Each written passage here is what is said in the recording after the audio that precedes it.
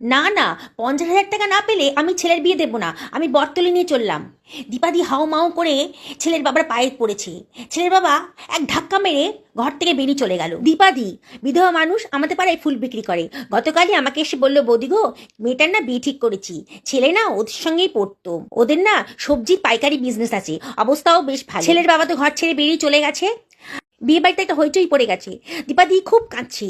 এমন সময় দীপাদির মেয়ে পুনম এসে বলল, ওই ছেলেটাকে জিজ্ঞেস করলো, হ্যাঁ রে, তোর কি মত? ছেলেটা চুপ করে আছে। তারপরে পুনম হঠাৎ করে চিৎকার করে বলল, বেরিয়ে যা, বেরিয়ে যা, এক্ষুনি বেরিয়ে যা। টাকার জন্য বিয়ে করবি আমাকে? ভালোবাসা নেই তোর মধ্যে? দরকার নেই আমার এরকম বিয়ের, বলে মালাটালা সব ছুঁড়ে ফেলে দিল। দীপাদি কাঁদতে কাঁদতে বলল, আরে মারে, তুই যে লগ্নভ্রষ্টা হয়ে গেলি।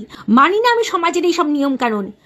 মাকে জড়িয়ে ধরে বলল, মা আমি টিউশনি করবো মা, তাতে আমাদের চলে যাবে। অবাক হয়ে গেলাম 19 বছরের মেয়েটার এই সাহস দেখে, যে সমাজকে বুড়ো আঙুল দেখাতে পারে।